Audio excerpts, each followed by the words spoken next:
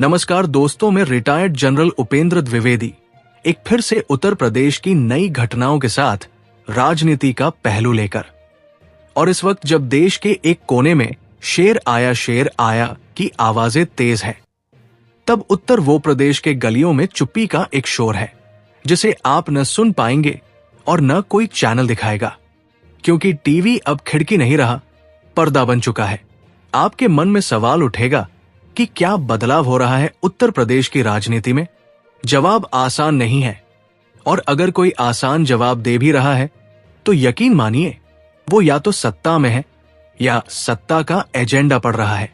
उत्तर प्रदेश 403 विधानसभा सीटों वाला वो प्रदेश जो देश को प्रधानमंत्री देता है, लेकिन अपने गांवों में पीने का पानी और अस्पताल नहीं दे पाता, जहां लाउडस्पीकरों पर ताले लगाए जाते हैं मगर नफरत के भाषण खुले छोड़ दिए जाते हैं, जहां थानों में रिपोर्ट दर्ज होने से ज्यादा वायरल वीडियो बनने की संभावना होती है, जहां नेता बदलते हैं मगर मुद्दे वहीं के वहीं खड़े रहते हैं, जैसे स्कूल की उस टूटी खिड़की से झांकती एक उम्मीद जो हर चुनाव के बाद और धुंधली हो जाती है। परिवर्तन का शोर और सन्नाटा। उत्तर प्रदेश की राजनीति अब नीतियों से नहीं, नारों से चलती है।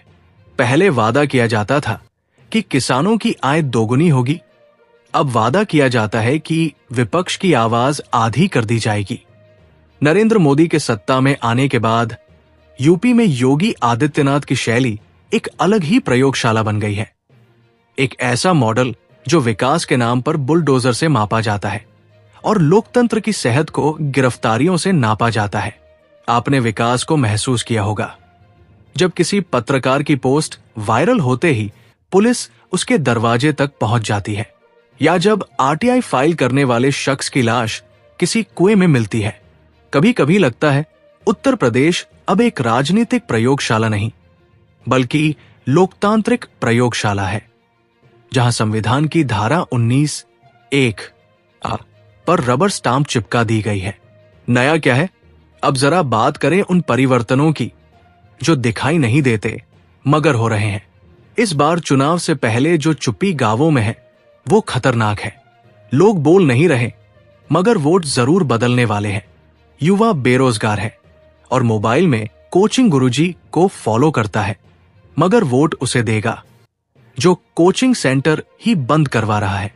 कहा जा रहा है कि आने वाले दिनों में यूपी सरकार नई जनसंख्या नीति चलाने वाली है, जिसमें 2 बच्चों से अधिक वाले परिवारों को सरकारी नौकरियों और योजनाओं से वंचित किया जाएगा। आप पूछेंगे, अच्छा कदम है? मैं कहूंगा, क्या आप समझते हैं कि यह कानून सबसे ज्यादा किसके खिलाफ जाएगा?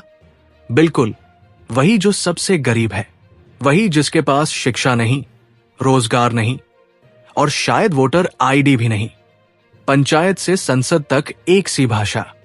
अब उत्तर प्रदेश की राजनीतिक शब्दावली में विकास शब्द गूगल पर सबसे कम सर्च होता है और गद्दार, देशद्रोही, जिहादी और आतंकी जैसे शब्द सबसे ज्यादा। पंचायत चुनाव में भी उम्मीदवार अब पानी बिजली की बात नहीं करते, वो बताते हैं कि किस पार्टी के विधायक कितने देशभक्त। ये बदलाव सिर्फ राजनीति का नहीं, हमारी चेतना का भी है, और यही सबसे बड़ा राजनीतिक परिवर्तन है जब जनता अपनी आवाज किसी नारे में बदल देती है।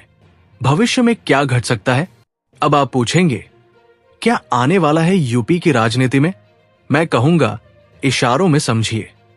आने वाले कुछ महीनों में मथुरा, अयोध्या और काशी की जमीनों पर एक नया विमर्श शुरू होगा।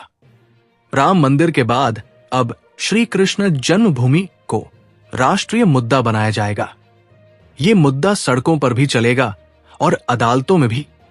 कई विपक्षी नेताओं पर प्रवर्तन निदेशालय की कार्रवाई होगी, खासकर उन पर जो जातिगत समीकरणों को छेड़ते हैं, क्योंकि अब राजनीति में जाति की बात करना सत्ता के खिलाफ खड़ा होना समझा जाता है। चुनावी घोषणाएं, योजनाएं नहीं बल्कि धार्मिक रथ यात्राएं होंगी, और इनमें इतिहास के अपमान का बदला लेने के लिए फंडिंग भी होगी। टीवी पर, पोस्टर पर, फेसबुक पर ईवीएम की बहस फिर उठेगी, मगर इस बार मुद्दा ईवीएम में गड़बड़ी नहीं बल्कि जनता की मूक स्वीकृति होगी। जनगणना और जातिगत गणना का मुद्दा फिर उभरेगा, लेकिन इस बार इसे सामाजिक न्याय नहीं, सामाजिक विभाजन के रूप में पेश किया जाएगा। और जनता वही करेगी जो वो हमेशा करती है। एक हाथ में राशन कार्ड और दूसरे हाथ में वोट डालने की उंगलियों के बीच वो एक बार फिर लोकतंत्र के झुनझुने को बजा देगी। मगर शायद इस बार वो झुनझुना नहीं, एक अलार्म बन जाए। और पत्रकार, अभी भी कुछ पत्रकार है जो फील्ड में जाते हैं, मगर आप उनसे पूछिए, क्या वो गांव में माइक लेकर खड़े हो सकते हैं? संभव है अगली बार जब वे रिपोर्टिंग करेंगे तो पास में एक वकील, एक जमानती और एक पुलिस सुरक्षा दल साथ होगा। पत्रकार अब पत्रकार नहीं रहा, वो संभावित आरोपी बन चुका है। निष्कर्ष नहीं, एक सवाल। इस पूरी कहानी का कोई निष्कर्ष नहीं है, क्योंकि ये कहानी अभी जारी है। ये कहानी उस लोकतंत्र की है जो अपने सबसे बड़े राज्य में सबसे छोटा हो गया है, एक ऐप के लाइव भाषण जितना। हमारे सामने दो रास्ते हैं, एक वो जो पहले से साफ है और दूसरा वो जो शायद अब भी बचा है। पहले पर चलेंगे तो बुलडोजर आगे बढ़ेगा, दूसरे पर चलेंगे तो सवाल जिंदा रहेंगे। आप किस रास्ते पर हैं? और अगर आपकी आंखों में अब भी लोकतंत्र का सपना बाकी है तो उसे बंद मत करिए, क्योंकि जब आंखें बंद होती हैं तब सत्ता सपनों की जगह साजिशें बोने लगती है।